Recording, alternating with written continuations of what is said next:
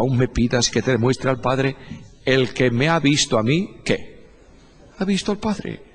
Luego no puede darse más discurso, porque quien vino al mundo, tomó naturaleza humana, es el Logos, es decir, el Verbo de Dios. Todos nosotros expresamos las ideas por medio de palabras. De manera que si yo os digo esta mañana, yo qué sé, gato, ya estáis sabiendo todos que yo estoy pensando en un felino chico, no en un tigre, en un gato. Pero ¿sabes tú qué tipo de gato pienso así? No. Tengo que decirte gato blanco. Luego todos los marrones, castaños, amarillos, negros, pintados desaparecen, queda un blanco. Y te digo de mucho pelo. Luego y así tengo que darte palabras y palabras y palabras hasta que por último tienes una idea aproximada de lo que yo estoy pensando. Dios se expresa a sí mismo en una sola palabra, que es el Verbo. Y lo envía al mundo. Quiero saber cómo me ama Dios, yo miro a Cristo. Y el mundo, viendo a Cristo, ve a Dios.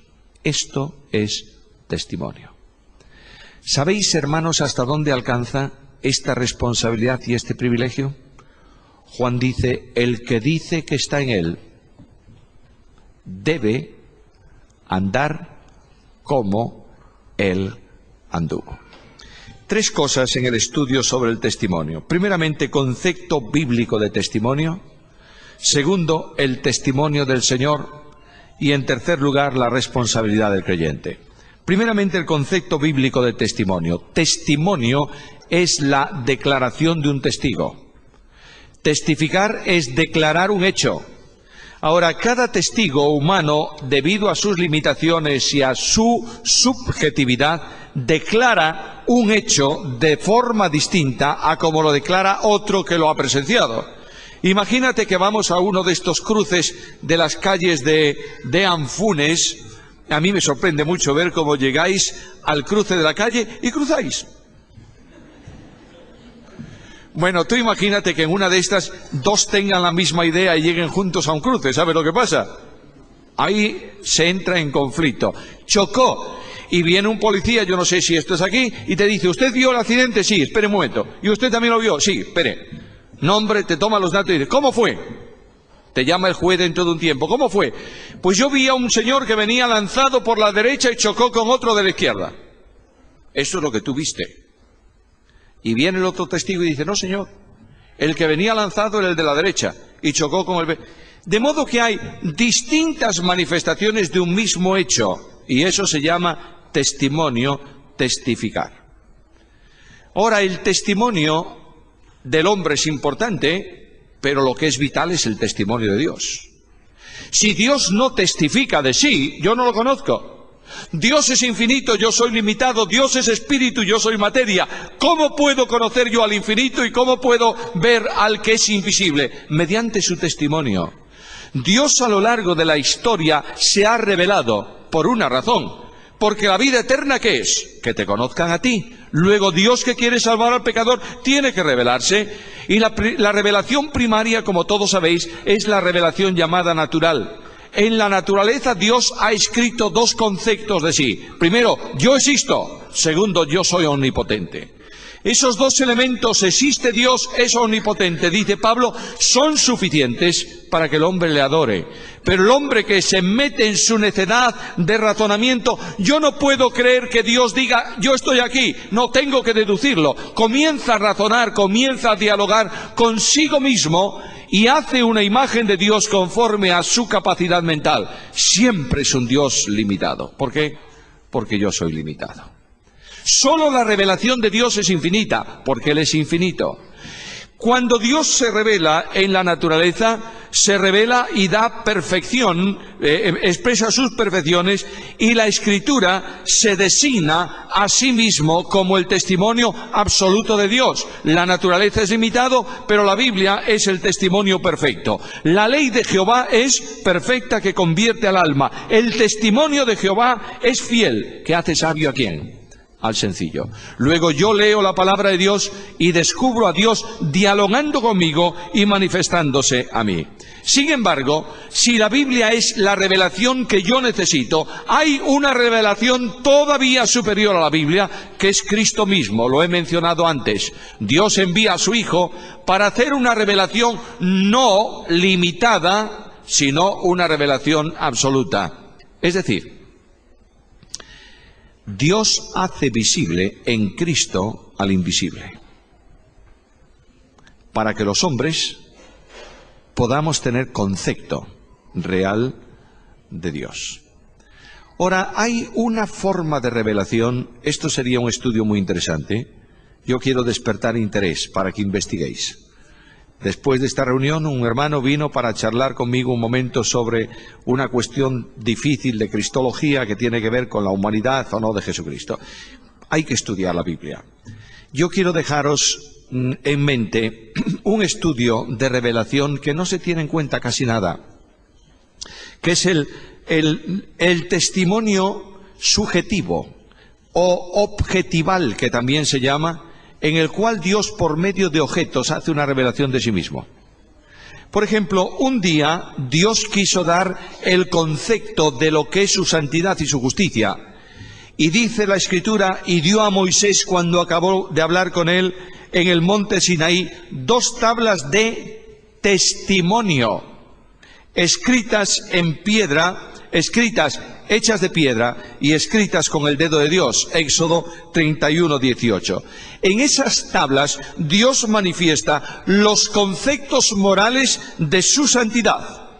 De manera que por medio de ese objeto, un objeto material, Dios está revelando el testimonio de que Él es santo y lo que Él quiere que los hombres conozcan de su santidad para que sean también santos. Dios un día quiso dar al pueblo de Israel un testimonio de poder y de gloria. Y dijo a Moisés, mira Moisés, construye un arca de madera de acacia o de madera de sitín, recúbrela de oro, pon encima de ella una plancha de oro, el propiciatorio, coloca 2 querubines, en fin, toda esa enorme descripción del mueble. Y pondrás, dice, el propiciatorio encima del arca, y en el arca pondrás el testimonio que yo te daré, y desde allí me declararé a ti y hablaré contigo sobre el propiciatorio de entre los 2 querubines que están sobre el arca del testimonio. Luego, en ese testimonio, en ese objeto, Dios manifestaba su poder y su gloria, hasta tal punto que Dios dijo al pueblo y dijo a Moisés, esta arca tiene que estar en el lugar santísimo del santuario, no puede salir de ahí, más que cuando el pueblo marche, porque allí se revela, ¿qué cosa? Mi gloria. Y Dios había dicho en su ley que no hay hombre que pueda contemplarle cara a cara y seguir vivo. Además, el arca era el arca del poder de Dios. El arca entró en el río Jordán y el río se dividió para que el pueblo pasase en seco. Dios manifiesta su poder y su gloria, pero manifiesta también en ella una dimensión de su santidad y de su perfección de tal medida que cuando un hombre, Uza, un día, viendo que el arca tambaleaba sobre un carro, claro, el gran rey de Israel, David, tenía muy buenas intenciones, pero desconocía la palabra, o al menos no se acordó allí. David llevó el arca al estilo de los filisteos, que llevaban también a sus dioses en un carro y devolvieron el arca en un carro. Pero Dios no había dicho eso. Dios había dicho que el arca tenía que ir a hombros de los sacerdotes levitas. Por tanto, David quería hacer las cosas muy bien, pero las hizo muy mal. Porque la única referencia para hacer bien las cosas es lo que Dios revela en su palabra. Y cuando Uza extendió su mano y tocó el arca, ¿qué pasó? Murió inmediatamente, porque un hombre había tocado el testimonio de la gloria y del poder de Dios. Dios quiso expresar al pueblo de Dios su amor y su comunión. Y le dijo a Moisés, mira Moisés, levanta un tabernáculo, levanta una tienda de campaña, mayor que las del pueblo, por supuesto, porque es la tienda donde Dios iba a estar presente, espiritualmente hablando, y esa tienda adornada, como corresponde a la gloria y a la majestad de Dios, se levantaba detrás de una empalizada en medio de las tribus de Israel. De manera que lo que Dios decía en ese tabernáculo del testimonio, que se llama de esa manera, es: mirad, yo os amo y soy capaz de mantener comunión con mi pueblo. Lo que era imposible de definir con palabras se hacía visible mediante el testimonio objetival de una tienda de campaña. Por tanto, Dios manifestaba ahí que habitaba en medio de su pueblo, y a pesar de la imperfección del pueblo, y a pesar del pecado del pueblo, y a pesar de la rebeldía del pueblo, Dios, que es fiel, mantenía su amor y su comunión en medio de ese pueblo. Dios quiso decir a los sacerdotes: mirad, tened mucho cuidado con el ministerio sacerdotal, no es cualquier cosa servirme a mí, y no podéis entrar a mi presencia de cualquier manera. Los sacerdotes tenían que lavar sus manos para entrar en el templo, etcétera, etcétera, etcétera. Y Dios dijo a Moisés: mira, Moisés, divide el santuario en dos partes, el lugar santo y el lugar santísimo.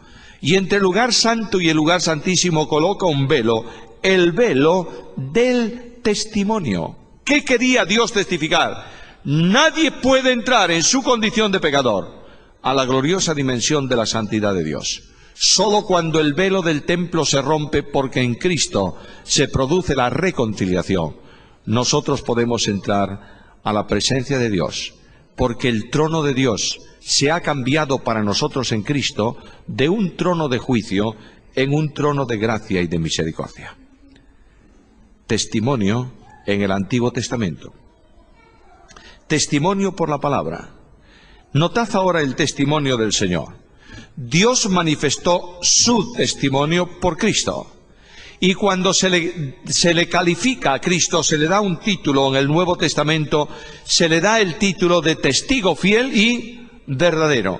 Luego, la misión de Cristo es una misión de revelación, y el testimonio de Cristo es un testimonio evidente con un ministerio que recibe en esa dimensión.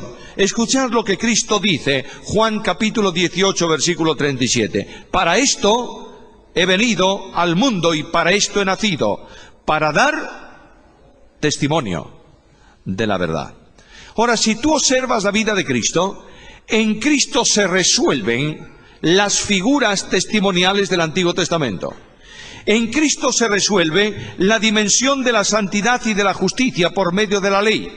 Lo primero que Jesús hizo en su ministerio de enseñanza fue abrir la ley y enseñarla al pueblo conforme al pensamiento de Dios. Ocurre en el Sermón de la Montaña. El Sermón de la Montaña es un gran ministerio expositivo de Jesucristo. Los maestros de Israel enseñaban la ley distorsionadamente, y Cristo dice: oísteis que fue dicho, y yo os digo. No está diciendo Cristo lo que os dijeron no es verdad, ni está añadiendo Cristo nada a la Biblia. Lo que está diciendo Cristo es lo que realmente significa el mandamiento, es esto. Pongo un ejemplo para que lo entendamos bien.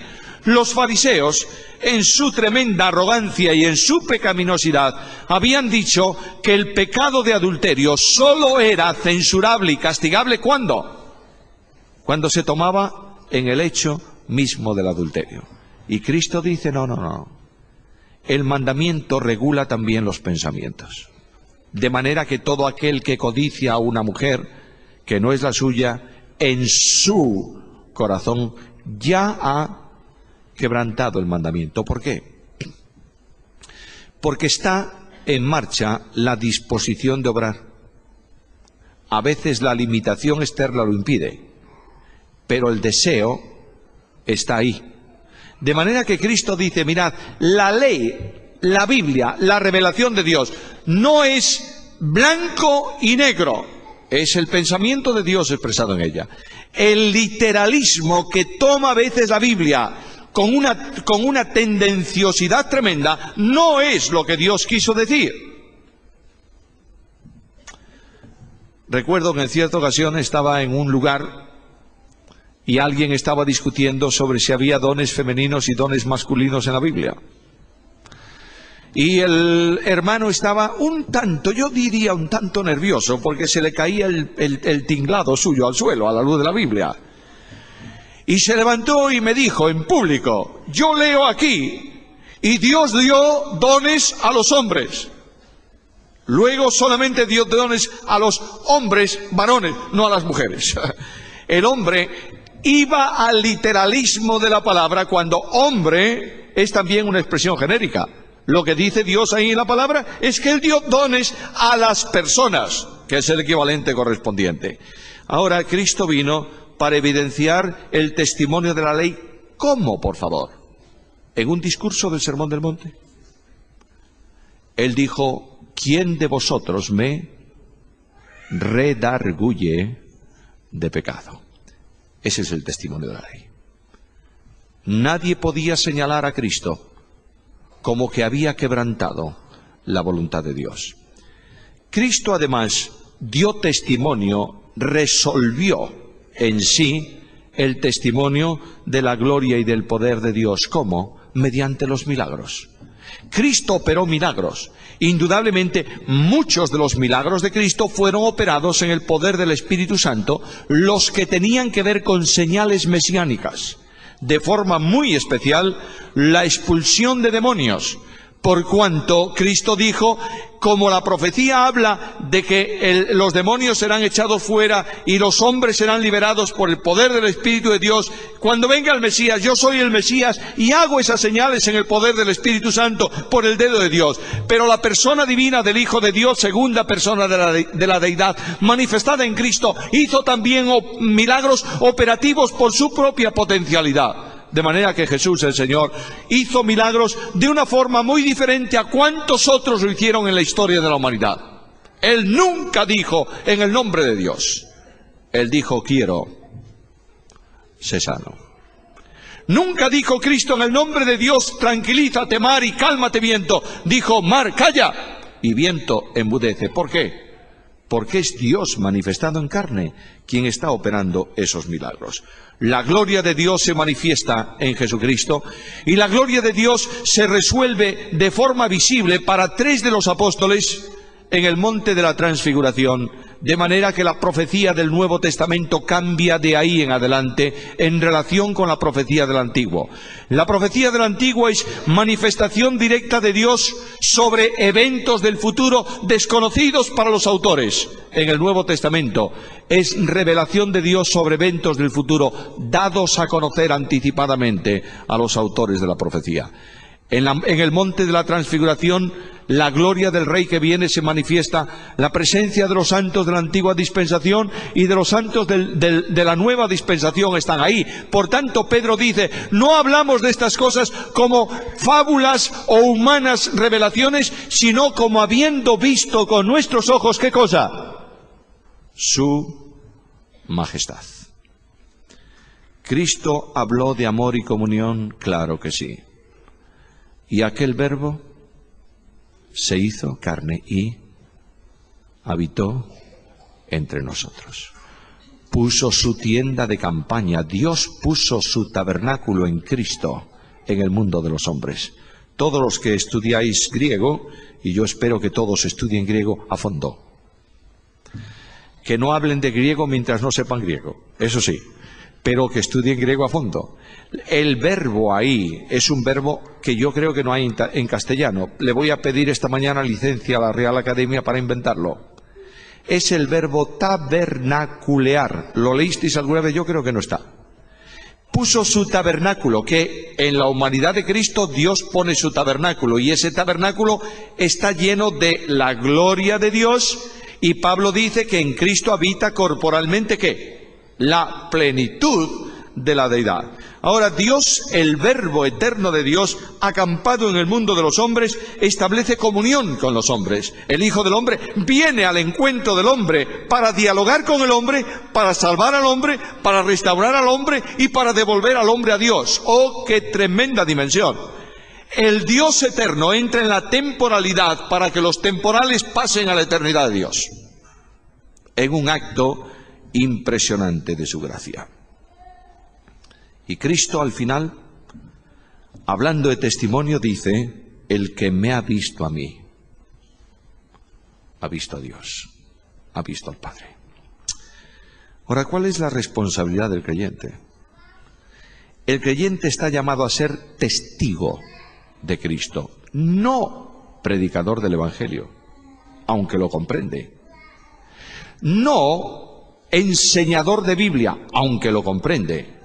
Específicamente Dios, que tiene el testimonio suyo depositado en suprema dimensión en Cristo, desea que los cristianos que viven a Cristo asuman el testimonio de Dios en el mundo de los hombres. Permíteme dejar volar un poco mi imaginación. No es bueno imaginarse cosas, pero vamos a sentarlas un poco en la palabra y permitidme esa licencia.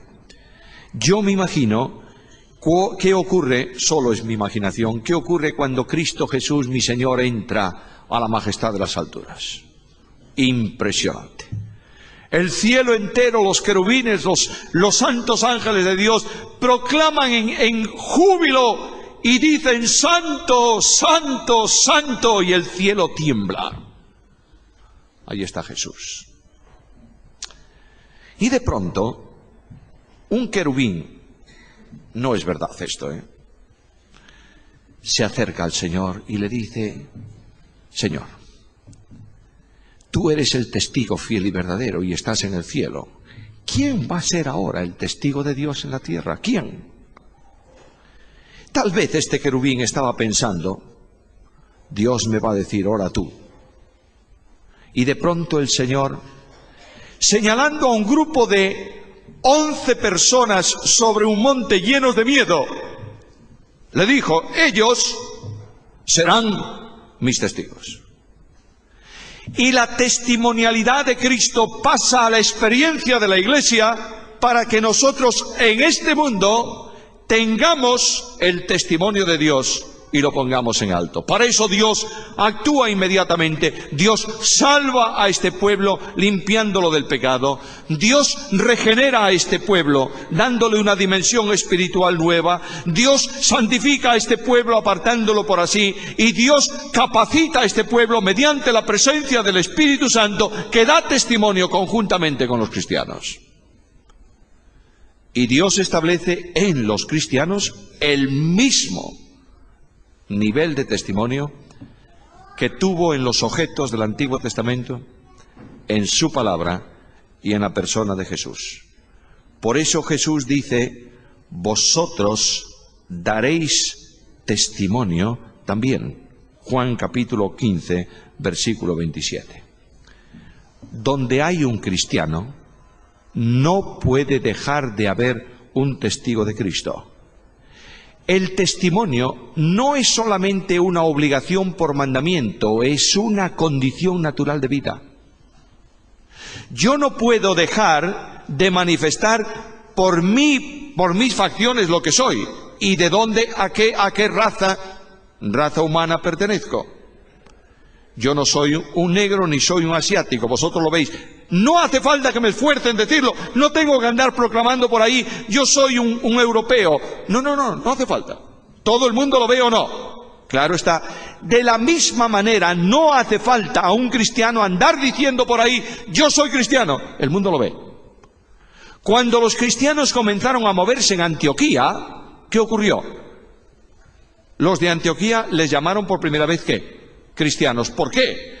Porque no solo hablaban de Cristo, vivían a Cristo.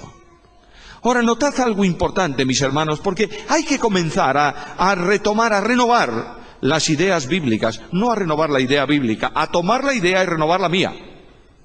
La Biblia dice enfáticamente: el que cree en el Hijo de Dios tiene, ¿qué cosa?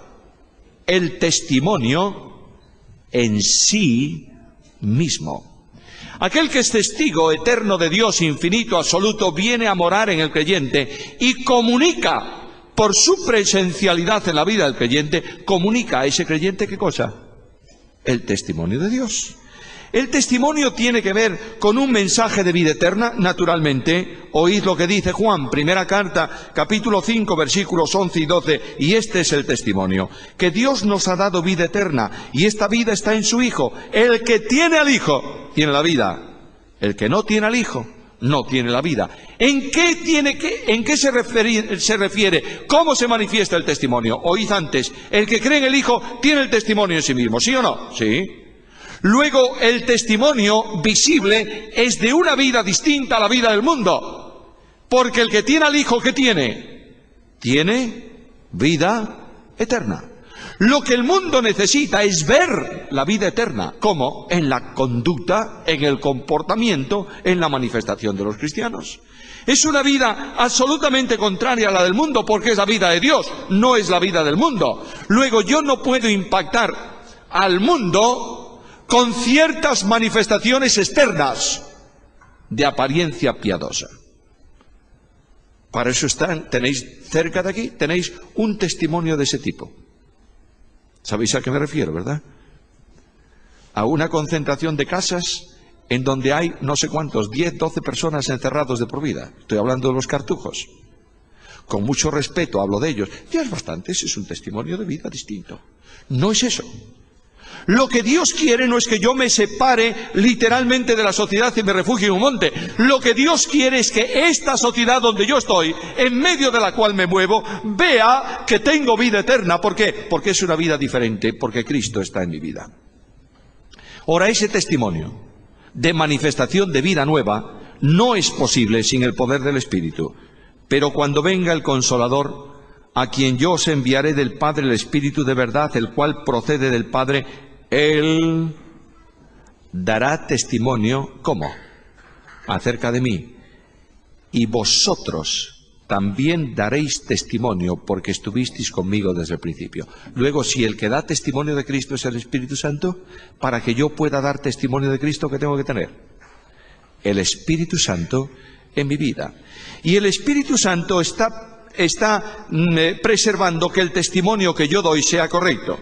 Leo el texto. Pero cuando venga el Espíritu de verdad, Él os guiará a toda verdad, porque no hablará por su propia cuenta, sino que hablará todo lo que oyere, y os hará saber todas las cosas que han de venir. Él me glorificará. ¿Por qué? Porque tomará de lo mío y os lo hará saber. Luego Cristo dice, vosotros me seréis testigos. Para poder ser testigo de Cristo, es decir, expresar a Cristo, tengo que tener la asistencia del único que puede revelar a Cristo en mi vida, que es el Espíritu Santo de Dios. Y el testimonio del creyente es el resultado conjunto entre Dios, que es el que vivifica el testimonio, y el instrumento que lo lleva a cabo, el instrumento testificante, que es el creyente. Hechos 5:32. Nosotros somos testigos suyos de estas cosas, y también el Espíritu Santo, el cual ha dado Dios a quienes obedecen. Luego el Espíritu Santo, en unión vital con el creyente, permite que el creyente se convierta en ¿qué? No solo que dé testimonio, se convierta en testigo de Cristo, manifestando la vida de Dios en el mundo. ¿Cómo era Jesús? Nadie lo sabe. No hay ni una sola pincelada física de Jesús en la Biblia. No hay descripción ninguna acerca del Señor. Sorprendente. Para que no mires la envoltura humana del Verbo eterno de Dios, sino que veas a Dios dentro de esa envoltura humana. De manera que cuando la Biblia habla de Cristo, da su carácter. El fruto del Espíritu es amor, gozo, paz, benignidad, bondad, fe, mansedumbre, tolerancia. ¿Era Jesús así?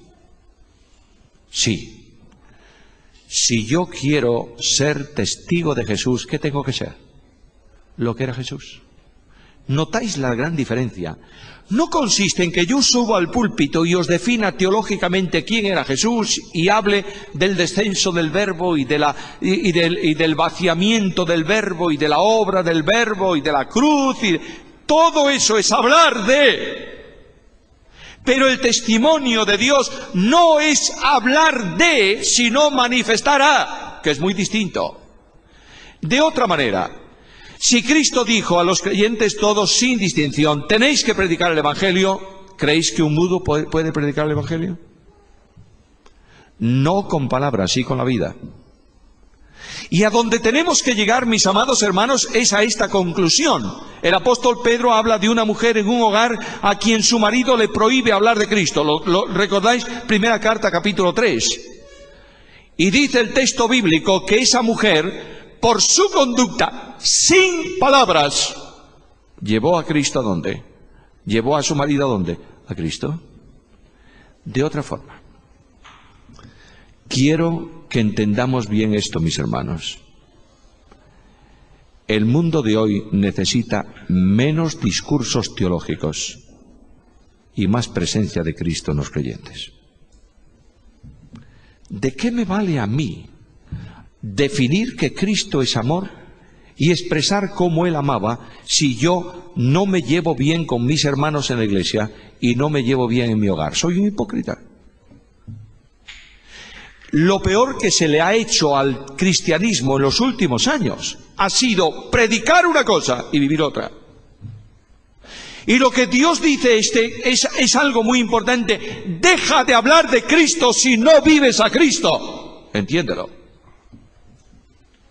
Si no estás empeñado en vivir a Cristo, no hables de Cristo. ¿Por qué? Porque el mundo está cansado de discursos teológicos. Y está esperando ver algo que la sociedad necesita: las vidas transformadas de los cristianos. Ahora, si Cristo fue testigo de santidad y de justicia de Dios, ¿el creyente también? Naturalmente, porque dice el apóstol Pablo que antes éramos hijos de desobediencia y de ira, ¿no es esto? ¿Y ahora? Dice Pedro, ahora sois hijos de obediencia. Luego el mundo que observa a los cristianos descubren una transformación que es el objetivo de salvación en un pueblo que obedece a Dios, no por imposición, sino por comunión con Cristo. Escucha un texto: quien se dio a sí mismo por nosotros para redimirnos de toda iniquidad y purificar para sí un pueblo propio, celoso de buenas obras. No tengo que hablar de justicia de Dios, tengo que ser justo. No tengo que definir qué cosa es la relación ética, tengo que ser ético. No tengo que decir que Jesús es santo, necesito ser santo. ¿Por qué? Porque si Cristo vive en mí, no tengo más opción. ¿Alguien no entendía bien lo que dije el otro día? Quiero repetirlo de nuevo. Yo no obedezco los mandamientos del Nuevo Testamento por imposición. Los obedezco por comunión con Cristo. Alguien dice, ¿qué es eso? Cristo me dice, la Biblia me dice, el Nuevo Testamento me dice, amad a vuestros enemigos. ¿Tú crees que yo puedo amar a mi enemigo por fuerza? No. De manera ninguna. Lo que yo haría con mi enemigo es retorcer el cuello. Pero Cristo dice, tienes que amarle. ¿Cómo puedo amarlo yo? Cuando el amor de Cristo, que vino para morir por los miserables pecadores, enemigos de Dios en malas obras, se hace realidad en mi vida. ¿Entiendes esto? Luego yo no amo a mis enemigos porque la Biblia me dice, hazlo. Los amo por necesidad, porque Cristo vive en mí.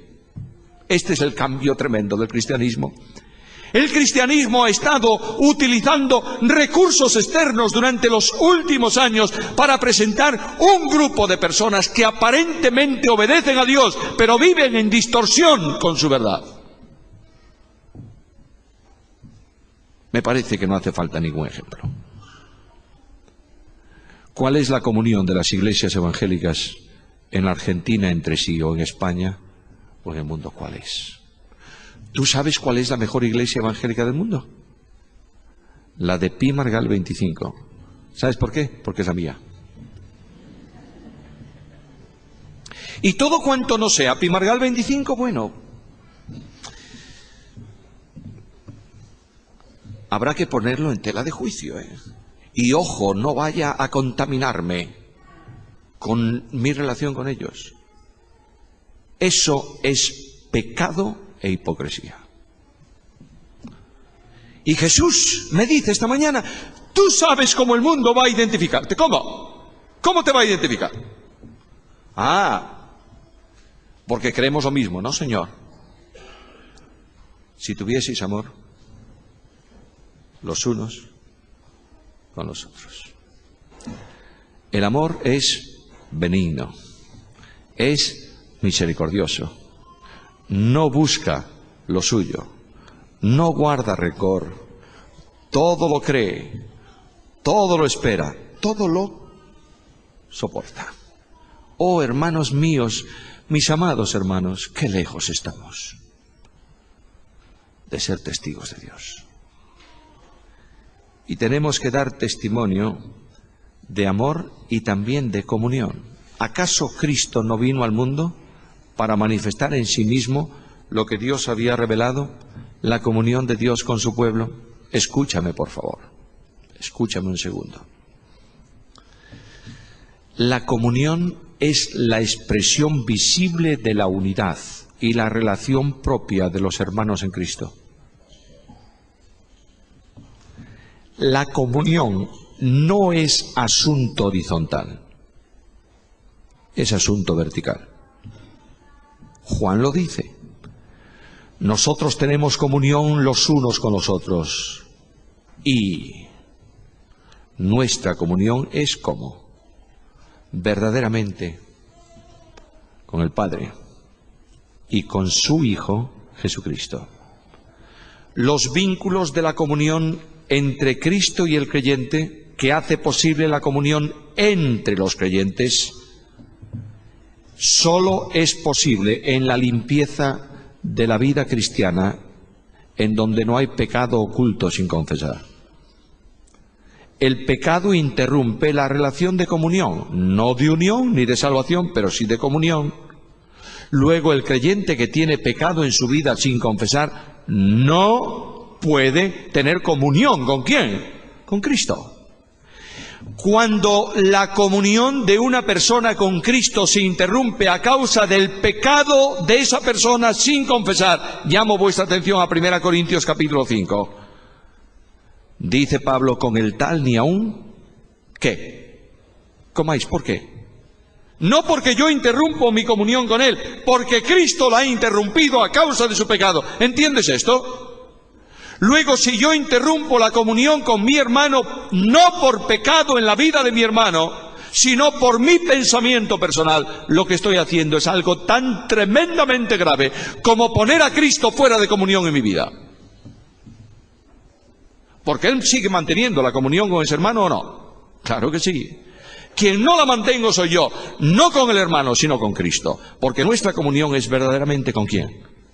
Con el Padre, con su Hijo Jesucristo. ¿Sabes qué ocurre?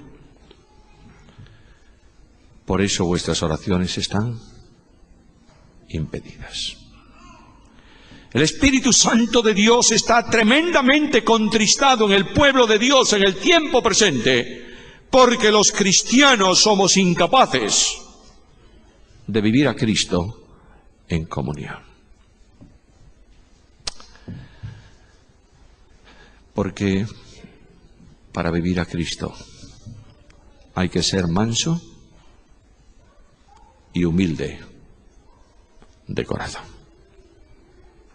Os decía el otro día, y voy a terminar, que ya que ese testimonio visible de Cristo de humildad es necesario por una razón, porque como Cristo es manso y humilde, yo no puedo ser otra cosa más que manso y humilde. Cristo es siervo, yo tengo que ser siervo. Cristo no me ha llamado a seguir las huellas de un rey. Él es el rey, pero me llama a seguir las huellas de un crucificado porque demanda de mí algo. Toma tu cruz cada día y sígueme, ¿o no? Tomar la cruz es decir, yo no, tú sí, Señor. Yo no tomo la cruz de Cristo. Yo sé que hay un cántico por ahí que dice, toma la cruz. La cruz de Cristo, lo que quiere decir el autor es que tome la cruz como hizo Cristo, eso está muy bien. Pero la cruz de Cristo la toma Cristo solo, yo no puedo tomarla. Pero yo tengo que tomar la mía cada día. Y no pienses, querido hermano, que tomar la cruz es sufrir, llevar bofetadas. Voy a buscar el martirio porque tengo que tomar. Eso es un concepto absolutamente carnal. Tomar la cruz es decir, por la mañana, por la tarde, al mediodía, yo no, es Cristo en mí. Y cuando tú vives a Cristo en tu vida, ¿eres humilde o no? Seguro que sí. Y escucha, por favor. Porque Dios resiste a los soberbios y da gracia a los humildes. Yo dije el otro día que a la Iglesia de Cristo le sobran los grandes y necesita los siervos. Tú sabes lo que es un pavo real, ¿verdad? ¿Lo has visto alguna vez? ¿Cuándo es bonito el pavo real? ¿Cuándo es hermoso el pavo real? ¿Cuándo? Cuando abre la cola, ¿verdad? A ver, para un momento. Cada vez que un pavo real abre la cola, te da siempre la cabeza. Obsérvalo. Él abrió la cola, tú estás delante, te mueves, él se mueve. Vas para otro lado, vas para otro lado. Lo que el pavo real tiene es mucho interés en que tú veas su tremenda cola por delante. Ahora date una vueltecita por detrás del pavo. Cuando tiene la cola abierta verás una trasera llena de pelos blancos feísimos y unas patas negras horribles. ¿Tú sabes cuándo es hermoso el pavo real? Cuando tiene la cola baja. Porque tapa todas sus miserias y refleja su hermosura. Hay una enorme cantidad de pavos reales en los púlpitos de las iglesias que no te permiten ver su trasera, porque está llena de miseria y de corrupción. Solo se pavonean de su gloria para ser aplaudidos por las gentes. Ya tienen su recompensa. Dios está llamándonos esta mañana a un testimonio. Dios está llamándonos a un vivir a Cristo. Dios está llamándonos a una relación de comunión. Dios está llamándonos a una relación de amor. Dios está llamándonos a una relación de perdón. Dios está llamándonos a una relación de santidad. Dios está llamándonos a una relación de compromiso hasta la muerte, si es necesario, por Cristo. Esto es vivir a Cristo, hermanos. Y el resto son historias y tradiciones. Necesitamos colocar nuestra vida en la mano de Jesús y decir al Señor: Señor, hazme un hombre nuevo para tu gloria. Tenemos que ir a la presencia de Dios y reconocer que lo que a veces cantamos, no sé si lo cantáis aquí: renuévame, Señor Jesús. Ya no quiero ser igual, porque todo lo que hay dentro de mí necesita ser cambiado, Señor. Necesitamos poner nuestra vida en las manos de Jesús. Solo cuando el Espíritu de Dios mueve la vida, hace sonar nuestra vida conforme a su voluntad. En cierta ocasión, durante las guerras cruzadas, un hombre del mundo occidental que luchaba por la conquista de los santos lugares, Ricardo Corazón de León, se encontró en combate con el sultán Saladino, y cuando fueron a firmar el convenio, el pacto de paz, Saladino dijo a Ricardo: quisiera tener en mis manos la espada victoriosa de este combate. Y Ricardo, Corazón de León, sacó su espada y se la dio al sultán. Y el sultán tomó la espada, la miró, se la devolvió con desprecio y dijo: una espada tan vulgar no es digna de un hombre tan grande. Y Ricardo le dijo: lo importante no es la espada, es el brazo que mueve la espada. Hermano querido, mi hermana, yo me doy cuenta esta mañana de lo miserable que soy delante de Dios. No puedo entender cómo Dios puede usarme para nada, pero sé que no soy yo, que es el Espíritu de Dios que mueve la espada. Oh Dios de gracia, que cada uno de nosotros sintamos esta necesidad esta mañana, hermanos.